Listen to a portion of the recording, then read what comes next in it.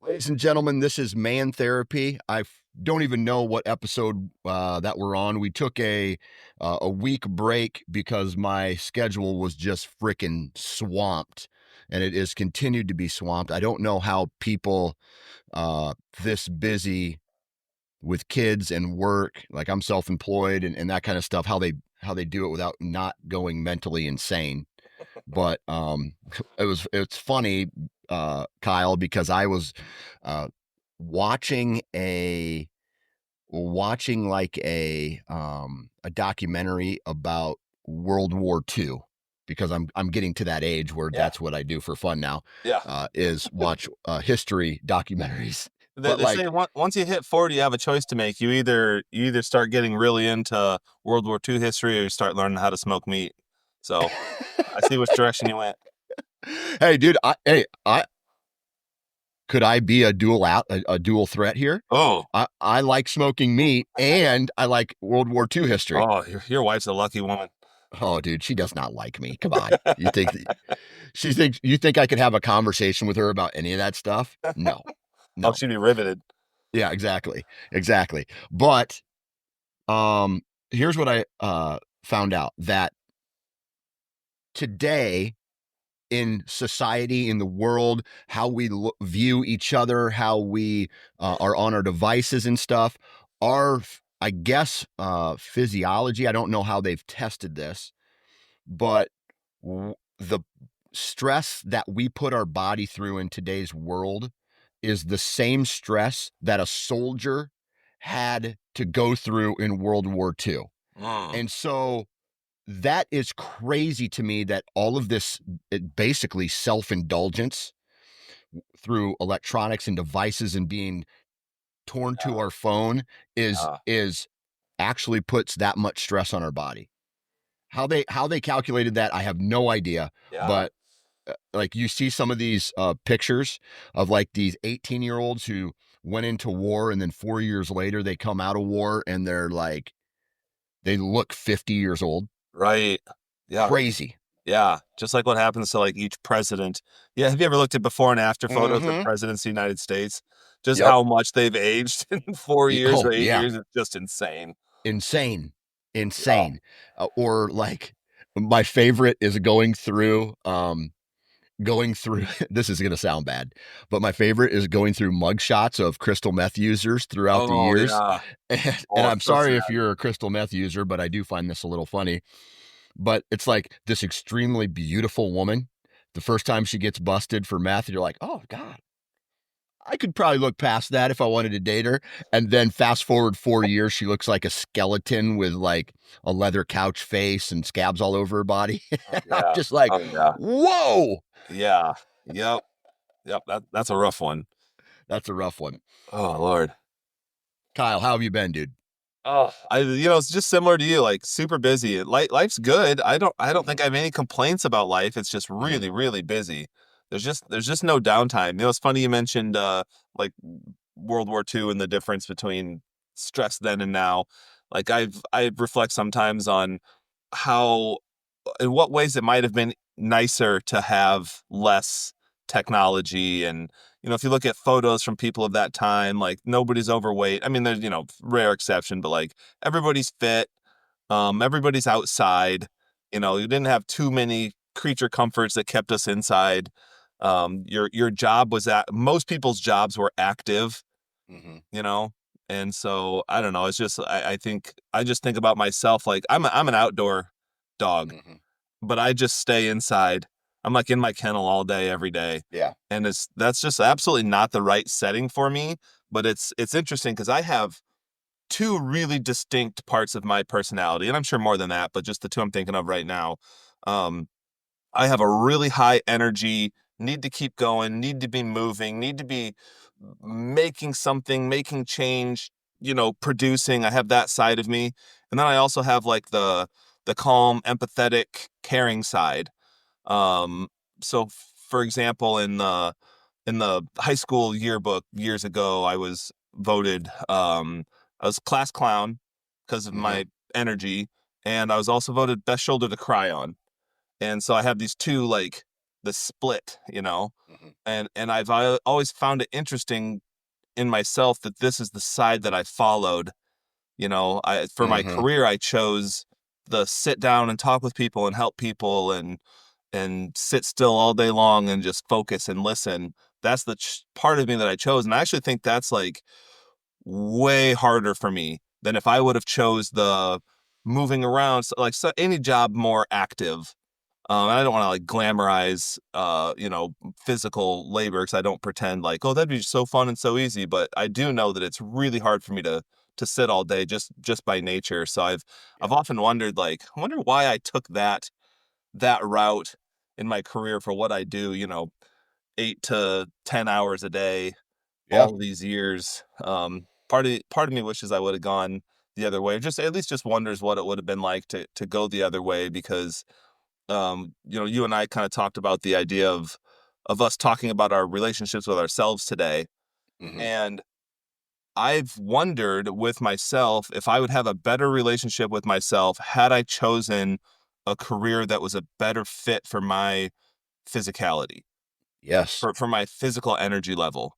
Yes. Because my main frustrations with myself, Dan, are how hard it is for me to focus, how hard it is for me to just sit for 6, 7, 8 hours a day, Mhm. basically by myself and just focus when like I'm crawling out of my skin energy wise. And it's not Yeah. about not liking the clients that I meet with. That's definitely not the case. Like I'm actually really fortunate that the clients I meet with are super cool. So like that part keeps me engaged. But just the pure energy that I have to suppress to just Yeah. sit and focus and attend all day is Yeah. really, really hard. And then I get behind on the things that are boring to me that just require even more sitting and even more focusing and even more being by myself. Like I'm a Mhm. really social person and I chose a very solitary profession, Yeah. and I think that might have been a bit of a misstep for myself. It's just Yeah.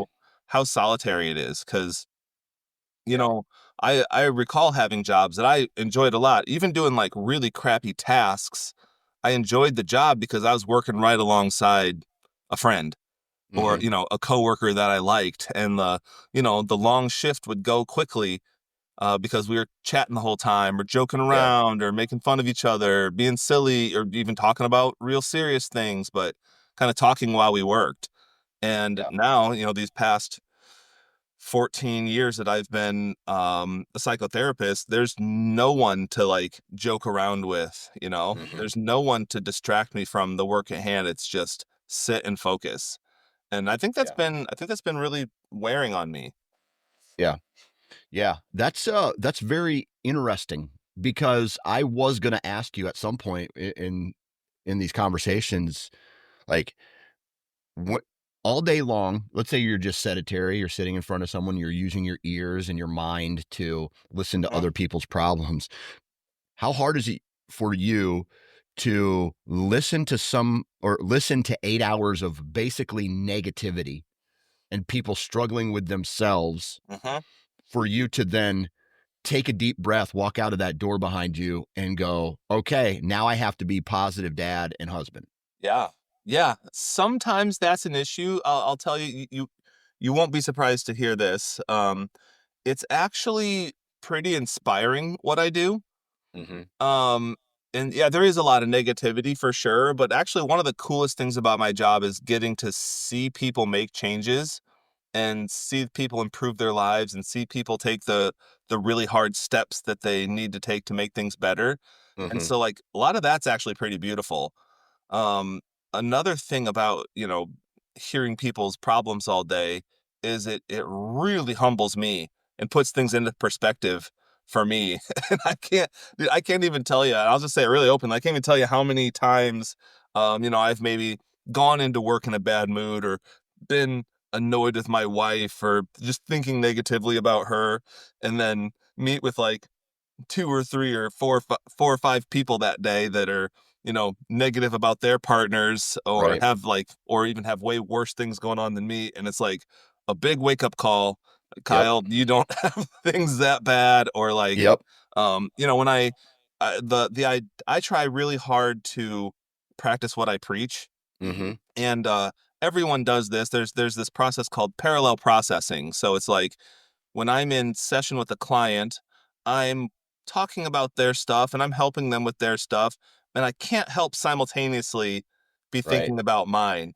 And like, Right. if I'm talking with some guy about his relationship with his wife, like I can't help but also be thinking about my relationship with my wife. Right. So there have definitely been multiple days when I've been doing that, and I've come to the realization like, oh, okay, like I need to be nicer to her, or I need to be more appreciative, or I need to go home and give her a hug, or I need to, like, oh, I actually have it really good. Like she's really cool in a lot of ways, Yeah. and so in that way, my job can be super helpful. Yeah. Yeah, Yeah. and I don't find What it all that about, hard to leave and go home in a good mood. yeah. Do you ever have a scenario where like you have to turn therapist off and just be husband and dad and stop like looking into the depths of people's being in order to like, like Oh yeah, stop evaluating me, just oh yeah. be, you know, just be my dad or just be my husband. Yeah, oh yeah, for sure. I'd be really interested to hear what other counselors have to say about that. Hmm. I think that I think I'm mostly out of therapist mode, honestly. Yeah. I don't think people in my life would super appreciate it if I was always in therapist mode. I don't think Right. maybe I can't turn it off completely. I think I like using the good listening. That's the that's the part that maybe I don't turn off. But yeah, I'm not trying to like impart wisdom, and I'm not trying to like help everybody dive deep all the time with anything that Hmm. they say. Honestly, like I heard one counselor say when somebody asked them a similar question, they were like, "Oh, do you keep working when you're not getting paid to work?" And the person's like, Yeah. "No." The counselor's like, "Yeah, me neither." Yeah. It's kind of easy Yeah. to turn off. Now, I will say, I think I turn off the behaviors. I don't necessarily turn off the therapist mindset though. So like The I'll critical be thinking part of it. Yep. So like Yeah. if I'm talking with somebody and they're talking about their stuff, it's just a friend, or if I'm just like in a group of people and we're all just hanging out and people are expressing this or that, like bells are ringing in my head and I'm making connections, and the ideas come up that I would say in therapy, but I just don't say it usually. Right. Depends on how close Right. I am to the person too. I might actually let the stuff slip out, but most of the Right. time it's pretty easy to stay out of therapist mode. It's nice to have it to slide into though, if I Yeah. really need to. So like, um, I'm of between my wife and I, if there's like an issue going on with one of our kids, let's say there was some some negative event happened at summer camp or something. My wife dives right in and starts grilling, and I'm a lot more likely to take a slower approach to it and more Hmm. relational approach and not put the kid under pressure to talk about the stuff, and so then that way they feel more comfortable and they end up saying more and saying what they really mean. um so I really appreciate having that skill that I'm able Hmm. to. I think a lot of other people want this A to B connection. And I Hmm. think that counselors, just through experience, are able to say, oh, I can draw out that information, but it's going to be A to B to C to D to E before I Hmm. get there. But it's going to be a Yeah. way better pathway than trying to browbeat somebody into giving you information. Yeah. Yeah. That's I don't know why. Like I feel like a good dad because I feel like I've raised honest kids. Hmm. Um and the cool thing about some of my kids are tell me what you did you do this? No. And I'll just Fair. stop for a second and I'll go, I want the truth right now. And then they'll be like, "Okay, I did it." Like like they'll lie to me once and then it's almost like I know better. Oh yeah. Tell me the truth right now. Okay, I did it. Right. And Yeah. it's like, Yeah. I don't know if that means good parenting, but I can get them to tell the truth, That's which right. is No, you've got a good and dynamic. I don't usually have to threaten them Yep. anymore. Yep. Or if I do, I say sometimes I go, okay, that's fine. But if I find out something different through facts, then you're going to be in really big trouble. And they're Oh okay. yeah, Well, yeah, I did it. I did it. Okay, yeah, Dad, I did yeah. it. All right, well Like, now let me okay, tell you the story. yeah, yeah, Yeah, exactly. yeah. No, I really like that. I really like that technique a lot. And so like as a the how we view ourselves, how like this relationship with ourselves. Uh-huh. Okay, Uh-huh. that's the topic that we're trying to unpack here today. Uh-huh. So, how do we even know what the relationship with ourselves is? Because I feel like a lot of people, including myself, Mm. we just go through life and we don't even know that like a relationship with ourselves. What's that Yeah, even mean? What yeah. so what like when we talk about that, what does that mean to you? Right. No, absolutely. So to me, it's how do you treat yourself? How do you think about yourself? How do you talk about yourself? How do you talk to yourself? Mhm. What's your inner dialogue like? What's your if somebody could step into your inner world, what would they experience? You know, Mm. what phrases would they hear and what tone of voice would they hear if they could eavesdrop on your inner dialogue? Like that's what I'm Yeah. talking about, relationship to self. And there's other aspects of it too, which is how much you follow through with things that you want to do or say you're going to do or things like that. But I'm really more talking about your emotional connection to yourself. And Yeah. so I'm interested, Dan, if I could be a fly on the wall inside your mind when you're talking to yourself on a daily basis, what would be the tone and tenor of your inner dialogue? How Probably boobs and butts. yeah. Yeah. Absolutely. I'm just not like asking what's just on the like dude stuff. yeah. Just dude stuff, right? All the time, like, hey, dude, slam dunks, home runs, boobs, boobs and butts, like Sean Kemp and tomahawk dunks Oh, for sure. with a cheerleader jumping up and down. Oh, Like yeah, that. big No, time, and then you're like, "Oh, man, that's a nice shovel. yeah, Ooh, yeah, this is a good tool. This thing's sturdy." exactly, Yeah, exactly. yeah. No, like I was thinking about this the other day. What goes on in my head? Um, First off, I'm trying to think of how I think I don't know why my mind just keeps going to obstacles and problems and how I think about those. Mhm. So whenever I need me to be committed to something, I have an internal dialogue with myself. Let's say like working out, Mhm. or I have this little mantra on my desk here that just says grind till you die. Yeah. Okay. And that's just something that I put in front of me every day in order for me to understand that if you want to be successful, you have to work for it.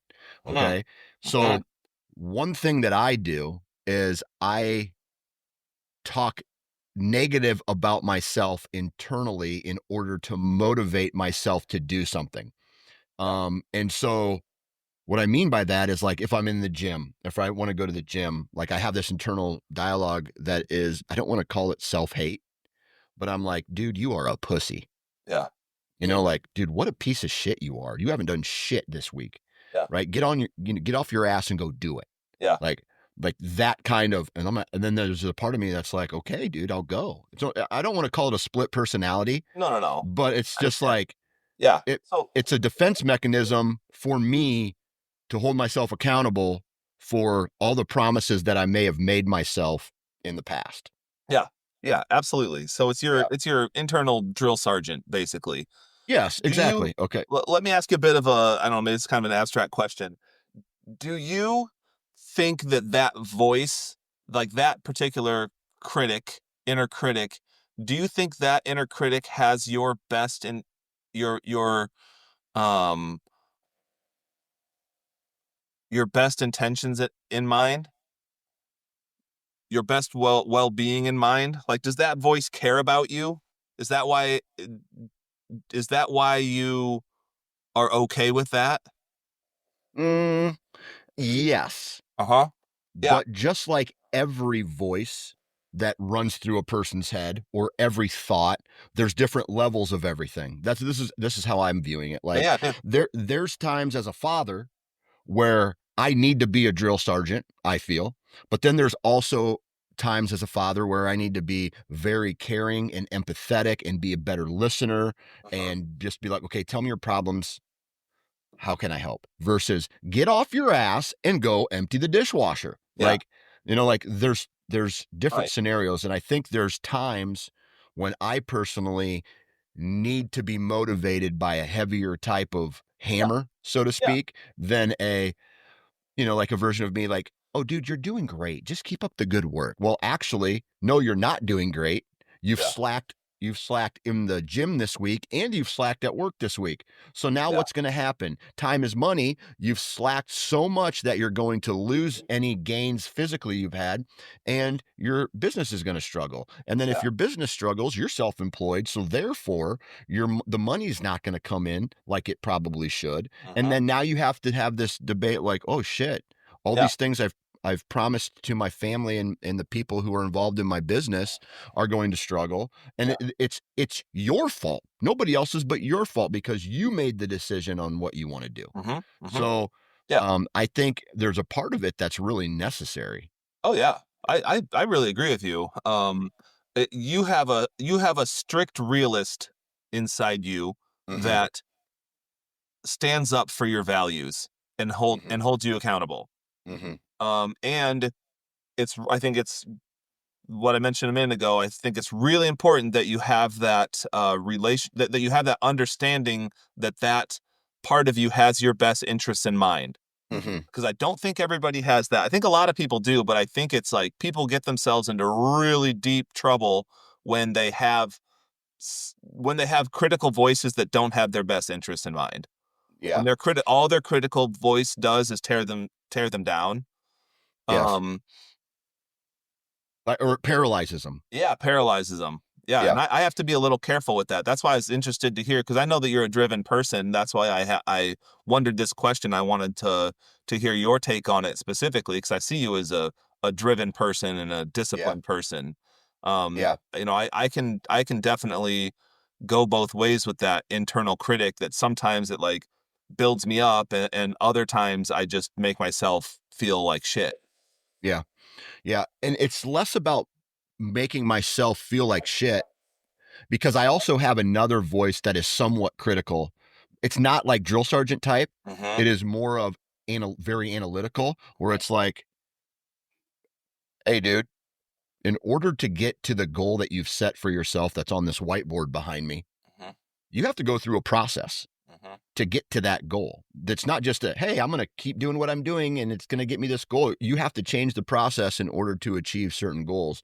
And that could be a potential way of thinking for me, or it could be activities or smaller check boxes and goals to reach the ultimate bigger goal. Right. And sometimes there's the, oh, I still have that you're not good enough voice in my head. Like I'm Yeah. assuming most people have, Yeah, I think so. but and there's times there where that voice wins and I go do something that I probably shouldn't be doing, like from a business or like, and that's one of the reasons I quit drinking. And I think we talked about this the other episode, was like there's a voice when I drink that was like, sit on the couch and watch TV and don't play with your kids. It's God, it's hot out. Why would you want to go throw the ball to your kid in the heat? Yeah. And when I eliminated that, then I eliminated the feeling of tiredness Yeah. on certain times a day. And I was like, you know what? I'm good to go now. Like Yeah. you start, it's almost like it's a chess match in your head of what voice you actually need to step up. And maybe there are times where dude, you need to relax for a second because you're so fucking stressed out. You're going to blow. Yeah. Take a chill pill, man. And that guy could win some days. Mhm. But then it's almost like they all have their own role, that Mhm. feeling they have their own role at times, and a majority of the time the good guys win, but there's days where I call them the bad guys win, but it's not necessarily a bad thing. It's Yeah. like you lose the battle but you don't lose the war. Yeah. Yeah, right, that makes sense. Yeah, nobody's out here perfect gaming life. Right, right. What Hmm. about you? What rolls around in that head? A thing that I want to work on with myself is not focusing as much on the things that I don't think I'm doing well. Mhm. And that doesn't mean like turning a blind eye to them. It's just that it causes a lot of anxiety for me. And I think the remedy to that for me would be action. Like there's the reason that I feel anxious is because there's things that I know I should be doing that I'm not. And that's a product of what I was mentioning earlier, where I sit all day and I have all of this energy, and it takes Yeah. everything that I have in me to just sit and focus for, Right. 6 to 8 hours straight. And then after that, then I'm supposed to do a bunch of like boring administrative type work. And I'm just like, I just don't have anything left in the tank for it. So then that stuff Right. starts to build up, and then that makes me feel really anxious. And I feel, then I start to get really, really critical, with myself, and start to feel really down. Hmm. And then again, that can go either way. And the way that it should go is I need to just do the stuff, and I need to be smarter about doing the stuff. And I've taken steps to be able to do that. So, I'm diagnosed with ADHD, which is, I think it's true for everybody. It's more true for people with ADHD that it's really hard to do things that are boring to you. The average person can sit and do like, oh, this sucks, and I'll do this and bang it out. I think a person with ADHD often is like they're going out of their mind Right. when they have to do something that they're not interested in doing. So that's a thing that I've really fought for a long time in my life, and getting diagnosed really helped me a lot because then I was able to start taking medication.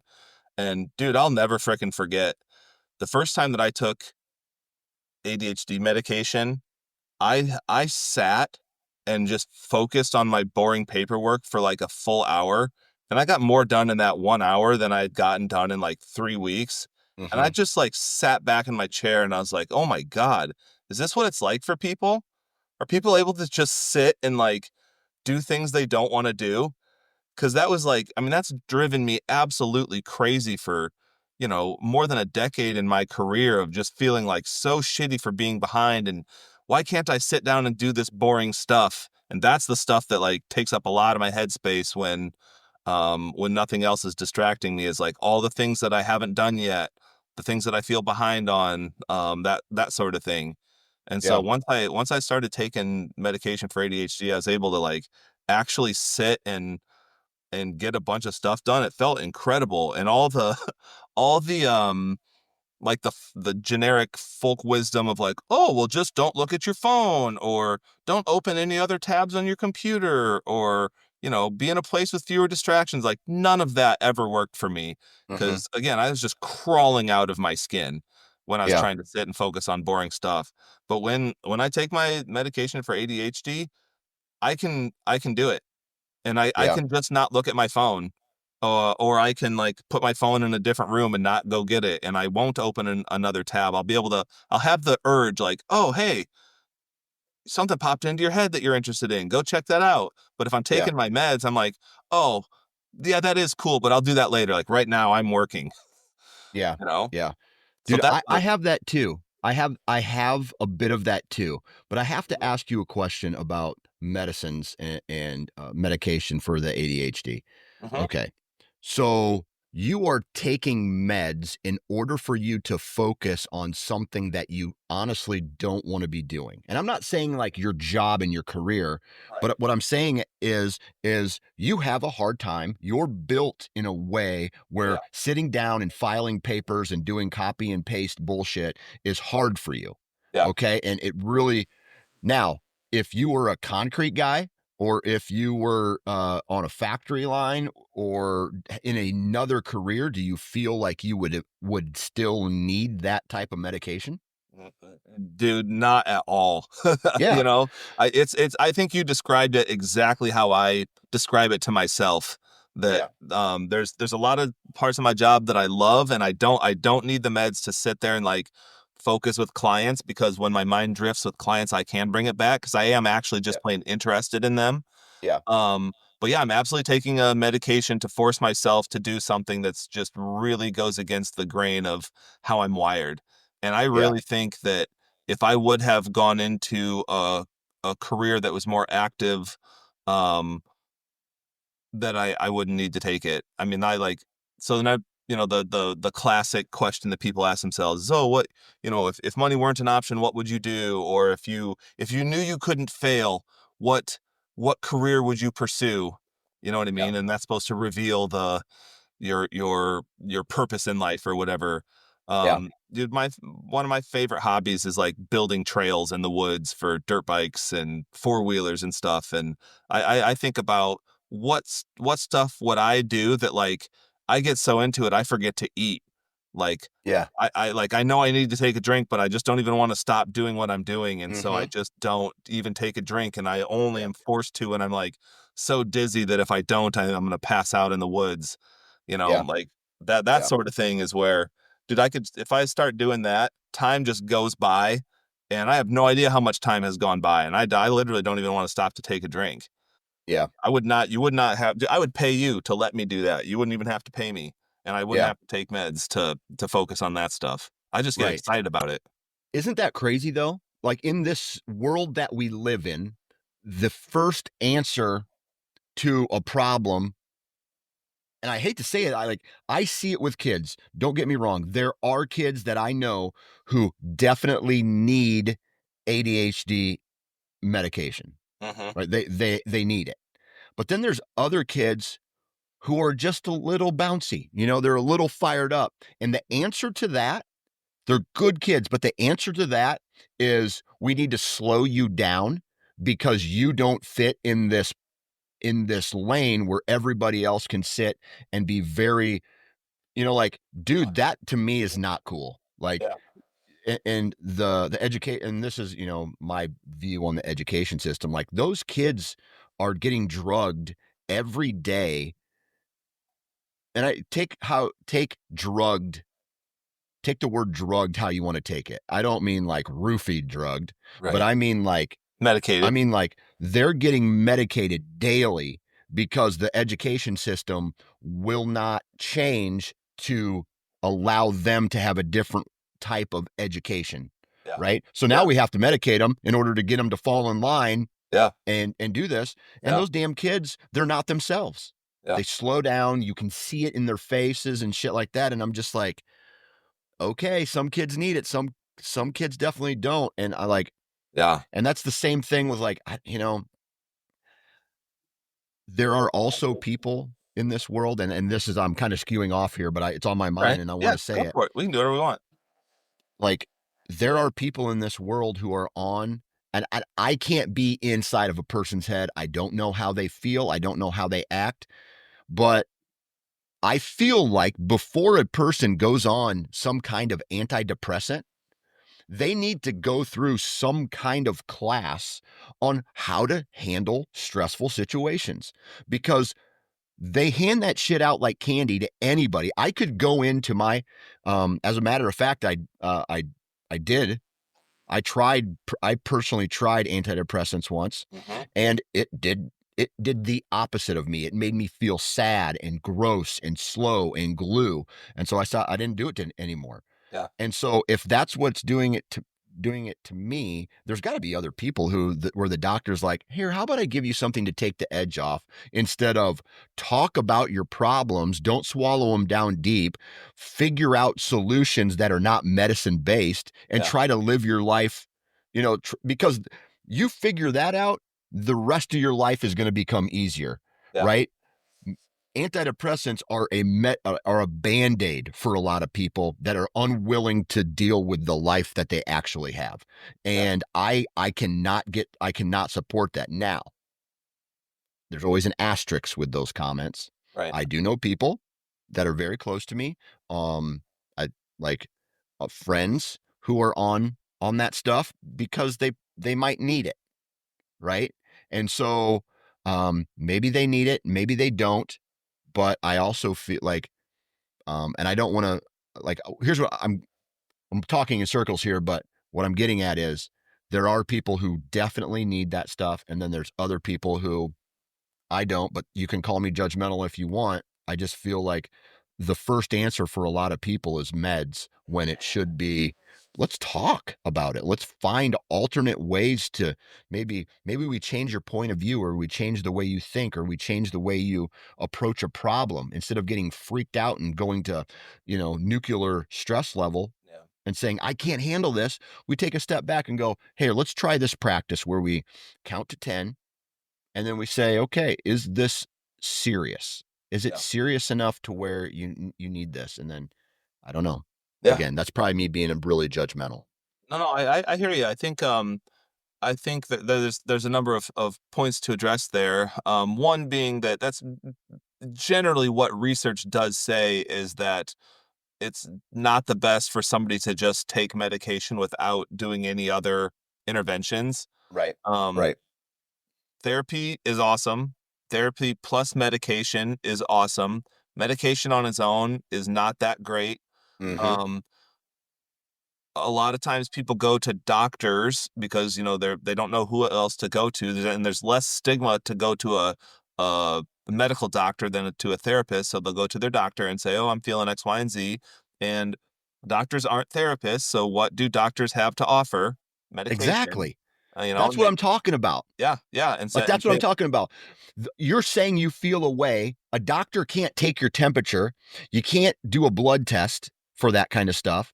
And they're going, oh, well, I have the solution for you. And that's medicine that you may or may not need. It's like, God damn, I am so, this is like a serious topic for me.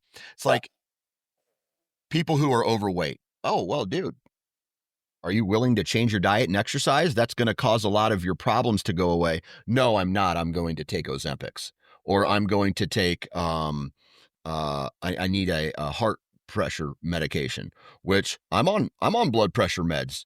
I've lost weight and I'm still on them because my doctor says it's genetic, or I mhm. have a higher blood pressure even when I'm healthier and stuff. So I mean, that might be the pot calling the kettle black, but at the same time, I'm sorry. Like, I get fired up about certain No, things, you're and good. Again, like, this is our space to talk about yeah, whatever we want to, Dan. yeah, yeah, The doctors and psychiatrists that I respect the most are the ones who, it is a bit paradoxical, but there are psychiatrists out there that aren't med pushers. hmm Um, there are psychiatrists out there that if you come to them and say, "Hey, I've got, I'm struggling with X, Y, and Z," and it's like, they recognize it as depression, and then they do a good job of educating the client of like, "Hey, there's a lot of lifestyle things that can really be impacting this. Like the main ones would be like sleep hmm and exercise and how much quality time you get with friends. What's your stress management like all these things, right? They start looking at all the important areas and aspects of your life. And and I, I i know some doctors and psychiatrists that will encourage people to go try those other avenues first. They'll say, "Hey, go, sounds like there's some pretty glaring issues here. Your sleep is garbage, your diet's garbage." Obviously they wouldn't talk like this. It's just me, being hmm flippant, but your sleep could use a lot of work, diet could use a lot of work. You haven't even seen a friend in 6 months, like all these things. I'll say, go address some of those things and then come back to me and we'll talk. hmm Um, I have a lot of respect for that because those are the things like so medication in my mind most of the time is used is it should just be a tool. It should just be help you, to use your words, take the edge off enough that you can do the things that you need to do. It's almost like jacking up the house so that you can put a new foundation under it. Like the hmm medication helps hold the house up while you redo the foundation. So if I'm right, struggling with depression and my sleep is horrible and my diet's horrible and I haven't seen friends and my work is super stressful, okay, the medication can help like lift some pressure off me so that I can start addressing my sleep and hmm I have the energy now to go exercise and I can get more purposeful with my diet. And then I'm building a better foundation under myself that eventually I can build that foundation up high enough and strong enough that I can remove the meds and put the house back down on a more solid foundation. Right. right, And right, granted, there are some people that need to be on meds long term. So I'm not saying anything against that. I'm just saying yeah, for probably just like the average person. yeah, right, right. Okay, getting back to this like selfless relationship that we have with ourselves. how do you like? I want to talk a little bit about optimism and pessimism. Do you think there's a conversation here that we have to have with ourselves about like w- maybe there's people out there that are too optimistic and they Uh-huh. need to have a little pessimism in their life, and then the vice versa where it's like, dude, you are so negative all the time. That's gotta hurt. That's gotta feel like shit to be a negative thinker like that. Yeah. You need a little happiness in your life. You need to be Yeah. like, you know what? It's raining outside, but today's gonna be a good day. Yeah. Yeah. No, absolutely. Yeah. I think probably anything on either extreme is not good. Hmm. I like the idea of being a realist, or a realistic optimist, cautious optimist. I think we get to I think a person can dig themselves a deeper and deeper and deeper and deeper rut with pessimism, because pessimism feels a lot like, oh, I'm going to be aware of problems so that they can't surprise me. And I'll be Hmm. prepared for problems and issues because I'm really good at identifying them. And then all they do is build their whole worldview around identifying problems. So your whole life is just problem saturated, and you're Hmm. just dripping wet with problems at all times, and you're not willing to like zoom out and see anything else. I'm much more of a proponent of like, yeah, like seeing problems certainly has its place, but it doesn't need to be the only thing that you ever see.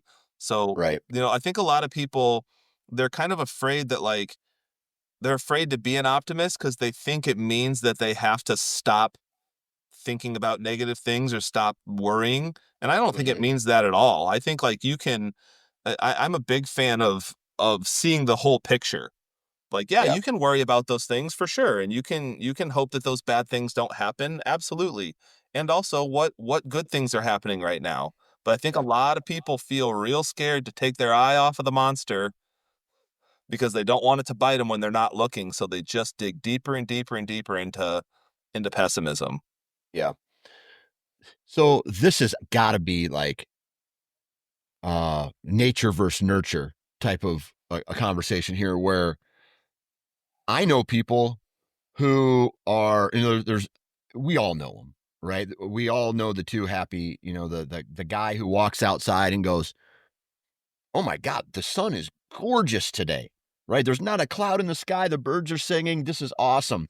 And then we have the people who walk outside in the same environment and they go, "God, I hope I don't get a sunburn today. Yeah. God, those birds are annoying.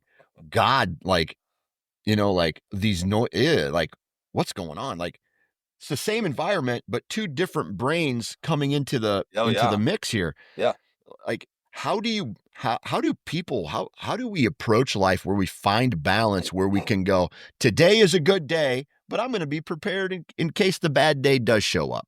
Yeah, yeah, yeah. When I talk about that with clients, I talk about the difference between being prepared versus being hypervigilant.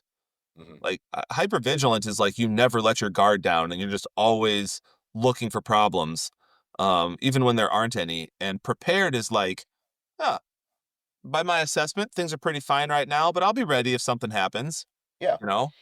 Yeah. Um, it really sucks to be around the nervous Nelly that's like hovering over everybody and like, oh, did you put sunblock on? Do you have this? Oh my gosh, what about this? And what about that? And what about this? And what about that? Like that gets like those folks, my heart goes out to them, but they stress me out.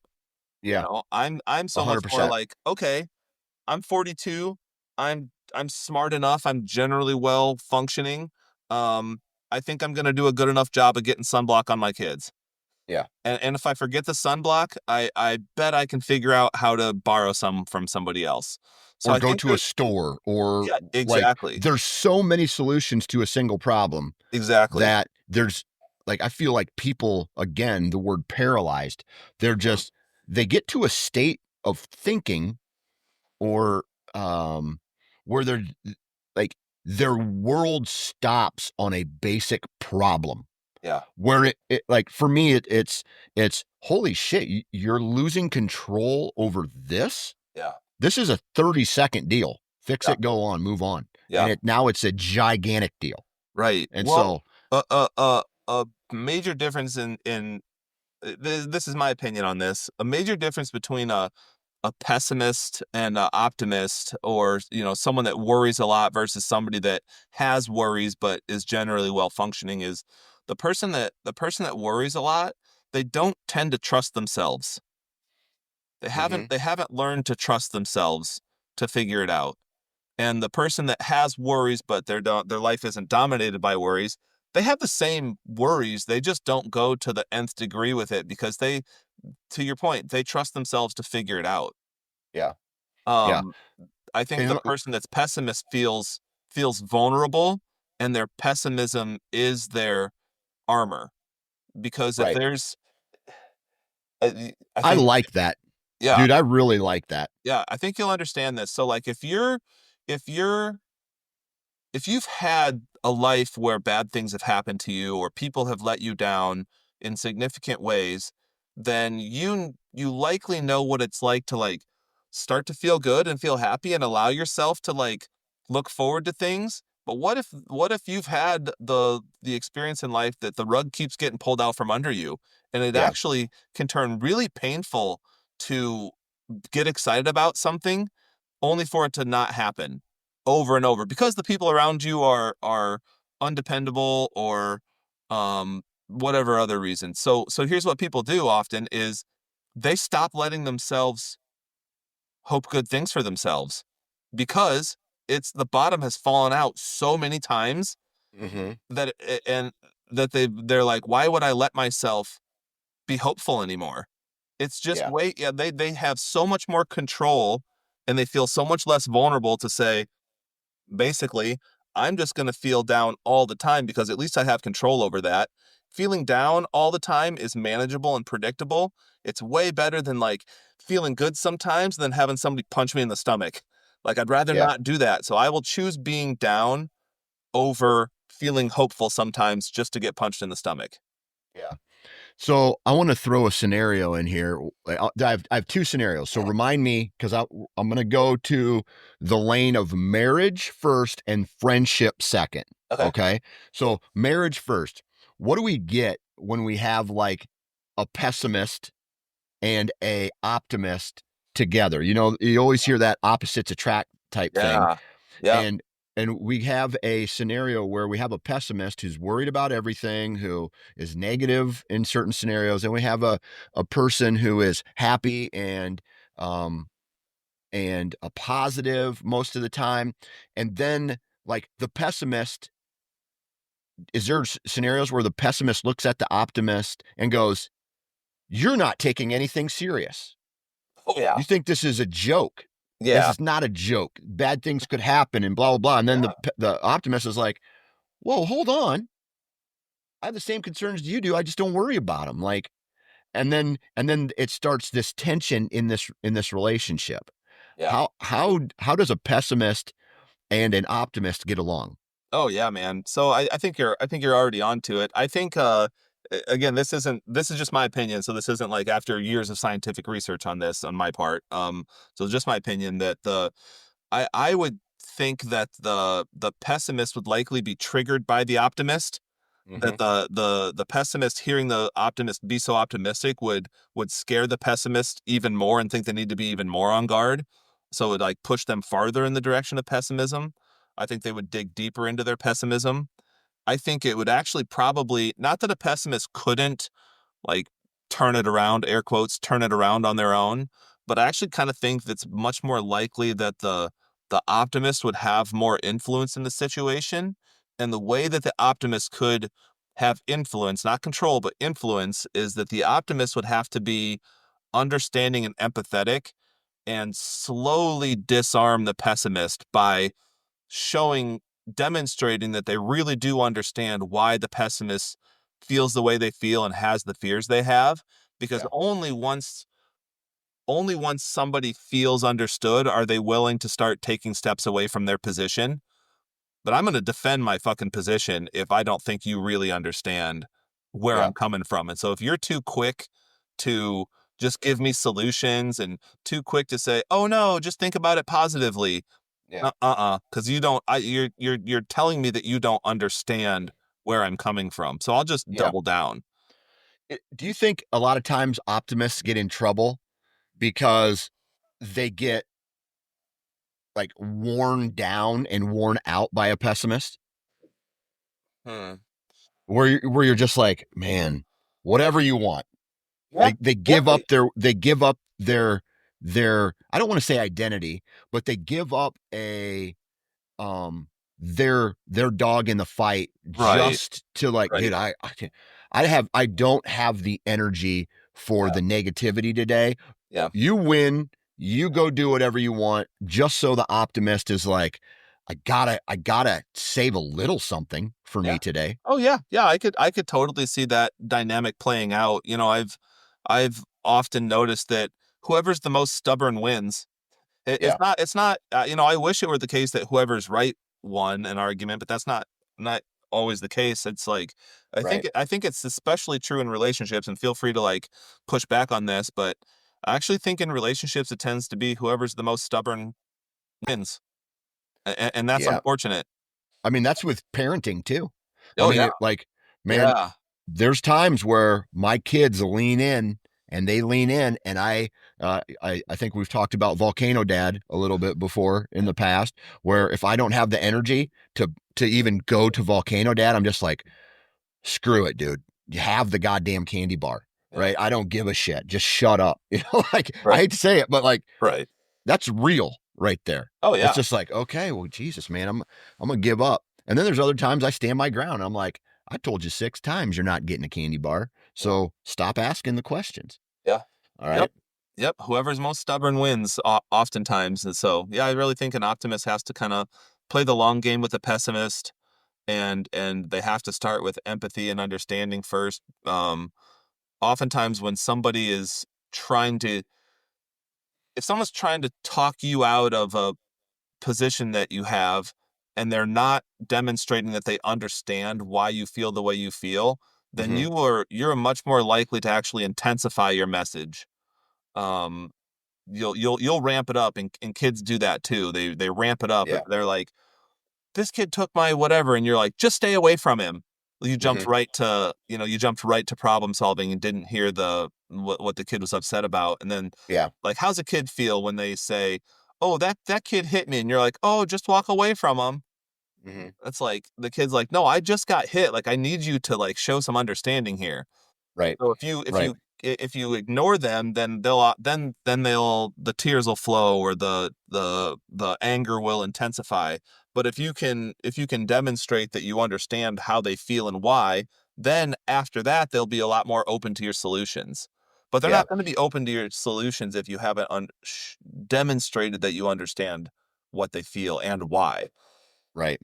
Right. Which is, I'm guessing, hard for an optimist to Yeah. to do, Yeah. because, excuse me, like an optimist is like, okay, let's move forward, let's go, and a Yeah. pessimist wants to sit there and just be like, no, no, no, no, no, you're not hearing me or listening to me. Yeah. This is a big deal to me, this is a Right. problem to me. And Right. meanwhile, the optimist is like, yeah, it's not a big deal at all. Yeah. And so now, in order for me to move forward, I have to take time out of my day to possibly slow down, Mm-hmm. sit down, Yeah. listen to you and your opinions and voices, Yep. and then take the long road Yeah. to happiness That's right. instead of starting out with happiness. Or, Yeah. that's just an Yeah, yeah. example No, right there. I like how you said that. Yeah. Yeah. Yeah. Yeah. No, I appreciate that. That is true. I think that's part of the definition of maturity, is realizing that you might have to do something like that sometimes. Like, what Yeah. there's nothing out there that says an optimist shouldn't have to demonstrate that they understand what a pessimist is thinking. Hmm. You know, Yeah. I think that's part of growth and maturing, is being able to develop empathy. And so, by the way, just to clarify what empathy means, empathy doesn't mean that you agree with the person.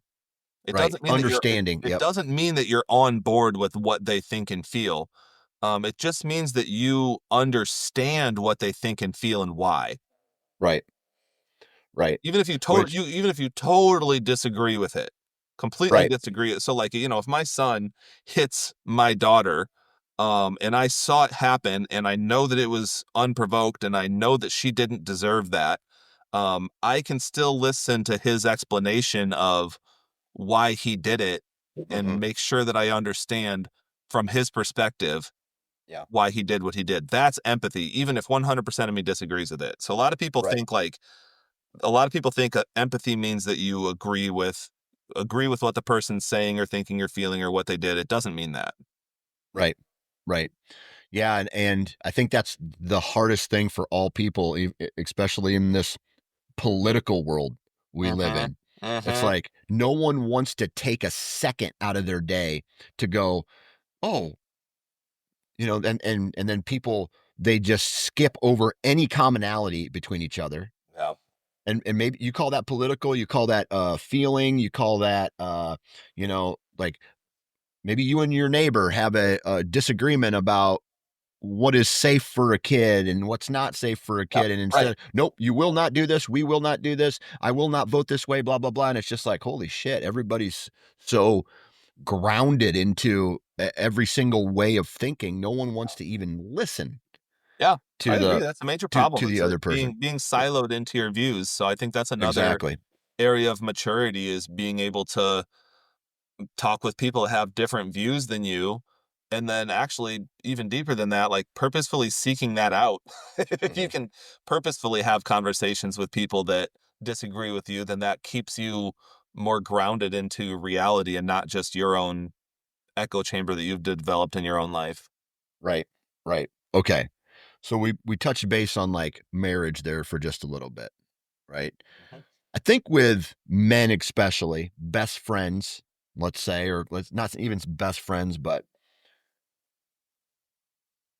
I'm going to use a scenario here where Kyle, you're down, you're feeling sad, uh, some kind of, yeah, negative feeling that's going on in your life. Mhm. How do you know, as someone who wants to approach that, let's say myself, what would you say would be the best approach for someone to be like, man, there's a couple options here. You can say, man, stop being a pussy and get off your ass and go handle business. Yeah. Or we know we need to sit down and be like, and be that empathetic, more empathetic person. It's like, hey, dude, tell me how you're feeling. What's going on here? Like, Yeah. because I think for men, especially, that second example is a harder thing to do, to talk about feelings and emotions and take steps to getting positive and a positive result than it is Yeah. for being like, hey, puss, let's go. Come on. Yeah. Right. Right. I think my mind instantly goes to, like, what's the scenario that if Mhm. there's sometimes there isn't time to dig deeper and Break it it's down. like, yeah, Yeah. we do just need to do this right now. I think though if a person has time, I like the second option a lot better, especially if you Mhm. like really care about the person, then I think it's worth giving that time, which all that is just joining. And that Yeah. doesn't have to feel weak either. Like if I talk to friends about stuff that they're going through, I'm not saying anything critical or putting them down. I'm actually often sharing similar things that have happened to me or times that I have felt a similar way so that they can feel like that's kind of normalized. Right. Um yeah, no, I think if you have time and if you're close to the person, then I would use as much emotional connection as possible. Again, because I think oftentimes people know what they need to do. They already know it. So if you give them a solution, they're like, "Yeah, I know." And that's actually part of what's bothering me right now is I know what I should be doing and I'm not doing it. And so I feel like shit about myself. Yeah. So the solution wasn't even helpful because they already had it. Right. So then Right. it's like, hey, let's talk about the barriers here. Like what's going on? Let me, I call it taking emotional inventory. Like let me see what we're dealing with here, and then from there, once you demonstrate that you understand, then you can start working with them to figure out what's the low hanging fruit, how can we start patching things together. Yeah. Have you ever noticed, like, and maybe with men, there comes a point where maybe it's life. It's just like the stages of a man. Like, I have noticed myself, like, I felt like throughout the course of my life, I have been a very positive person, and in today's world, I am still a very positive person. Hmm. But then men go through a stage where they almost turn into like little bits of like the asshole shows through more, right? And they kind of lose they lose their patience Hmm. a little bit more. Yeah. But then I'm also starting to see the back end of that, like maybe in grandpa stages of men's life, Uh-huh. where the asshole kind of goes away again. Yeah. And now they're back into a more positive part of their life where Oh maybe they're yeah. retired, Oh yeah. maybe they got grandchildren that they want to Yeah. spend time with or some shit like that. And Yep. so the asshole, it's like there's a stage of life where men become assholes. Before and after that they're not, but there's this stage. Like, so what do you think that is? Yeah. Because I catch myself doing some of that stuff too sometimes. Oh yeah. So have you ever seen, and if you haven't, and if anybody's ever listening to this, Google happiness curve. Have you ever seen the happiness curve before, Dan, or heard of that? I have not, but I'm going to Okay, Google so it right now. yeah, Talk it so out. yep. So the happiness curve, researchers did some research about stages of life and ages that people feel the happiest versus unhappiest. And Hmm. I think you basically just described it. That like when you're kids and responsibility is low and social contact is high and structure in your life is high, happiness is high. And that so happiness starts out high, but then as you get into like your 30s and 40s and like your money making years and your career building years and your kids are young years, your happiness is like at the low part of the U. So like the happiness curve is a U. It's a U shape. It's a smile shape. So it's higher at young age and higher at old age and dips severely in the middle, Right. because you have so much more responsibility on you and so many fewer outlets for um, happiness and relaxation and rejuvenation. I think the at the bottom of the curve, I think the stress is more demanding than the resources available. It's like Hmm. you're spending faster out of an account than you can put money into. And so that's frazzling. And I guess I probably mean that literally, like finances can Right. get really stressful, but I mean that like your internal, your emotional and mental and emotional bank account. That when you're a kid, like, oh yeah, you've got like all the money in the world to spend emotionally because you get sleep and you get to see your friends all the time and life is structured and you have very low responsibility. And then man, in that middle part of life where you've got little kids and you're trying hard to build your career and you got a million irons in the fire and every single night is busy and you barely ever get to see your friends because a million other things are going on, you are just spending out of that account way faster than you can be putting money into it, and that Yeah. sucks. And then at some point, that's you can see that happiness curve starts to go up, and it's like, oh, my kids are a little older and they're more self-sufficient. And oh, maybe they can drive themselves to practice now. And oh, now I've been doing this job for 20 years and I'm making more money now. So I've got more money. My debt's paid down. Maybe at some point you get your house paid off. Your kids are much more self-sufficient. You've got all this time, like your friends, life's starting to ease up for your friends too. So you're starting to get together with your friends more often. You can afford to take vacations now. You're higher up at your job, so you have more flexibility, and life starts easing up on you. Yeah. So I think a lot of times when I talk to middle-aged men, it's like, hey, this is normal. like we just got to get through it. Like Right. get through this in a way that you respect yourself, and it will all be worth it.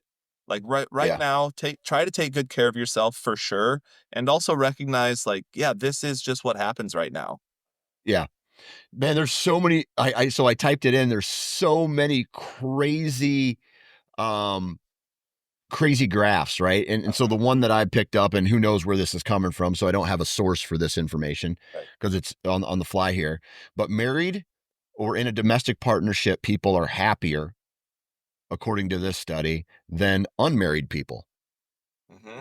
throughout the course of their entire life, Yeah. which is crazy. So like people that's a joke, but also serious, right? So like, Yeah. people like that are in my age, unmarried, are way more unhappy, according to this graph, than people uh Yeah. who are married. And then so the other one that pops up, and men, and I'm a man, so I'm interested in sex, right? Yeah.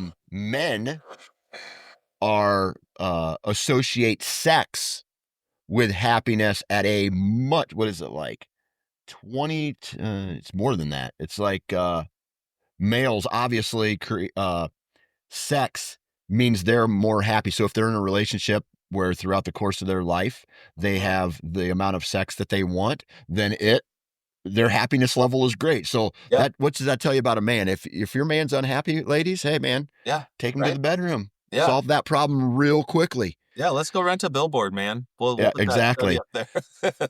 And so women, Put a QR however, code for that up there. yeah, right. So women, however, are not. They do not associate sex with happiness in any way, shape, or form. So Right. cool. Oh man. Yeah. um, and Well, then of course, women, according to this study, like men versus women, women are more unhappy. Uh, Women are more unhappy than men throughout the course of their life, except when they get to an older age of maybe like post retirement. mm, Then the curve looks like it shifts, mm, according to the one that I'm looking at, to where it's like throughout the course of a woman's life, she is, according to this graph, more unhappy than a man until like the age of 65 or 70.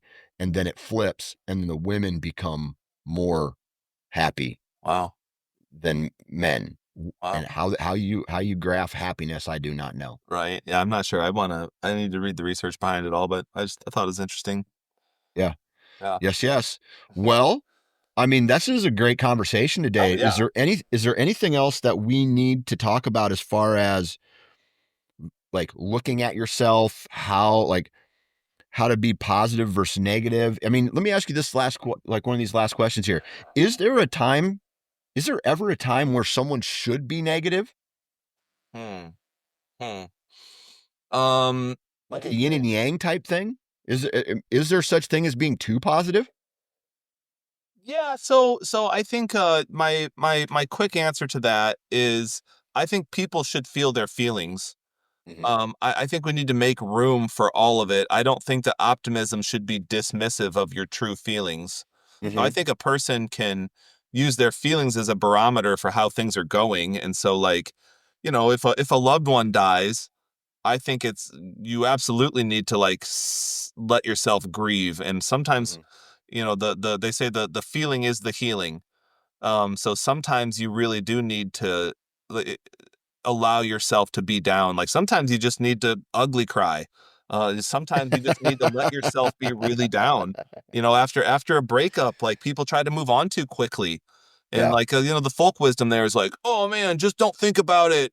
Just go have fun with your friends and go find somebody else and da da da. And it's like, I don't think that's the best advice. I think oftentimes when you go through a breakup, end of an important relationship, there's a grieving process, and maybe the appropriate thing to do is to like let yourself feel like shit for a while and Hmm. let that go through your system until you start to feel like, okay, I don't think the tears are coming as much anymore. That's good. That means that I'm healing. And then you Yeah. can start to like gently let the optimism come back. But I think if you're using optimism to squash real feelings, I don't think that's healthy. So again, Yeah. I want the complete picture. I don't want it skewed towards pessimism, and I don't want it too heavily skewed towards optimism. I want to be able to see it all and then to be able to choose a helpful attitude. If that makes Yeah. sense. And I I got to do. wrap up since I have a client next, but Yes, sir. Well, I'm going to respect your time. I don't want you to cancel on this dude, but I appreciate your time as always. oh yeah, Do dude. us a huge favor. Go to Spotify, iTunes, leave us a message, leave us a 5-star review. That helps us get our foot in the door with what we're trying to do here. And that's to reach men who are thinking and feeling a certain way or don't know how to communicate with themselves or others, or or even just for entertainment purposes where you can reflect on maybe what you're hearing here and go, hey man, how's my life like that? Or what do I need to do different in my life to get the results that I want? So, I'm all about good vibes and sharing this message. Kyle, man, I appreciate your time. Any final words before we shut it down? Nope, appreciate you too. Thanks, Dan.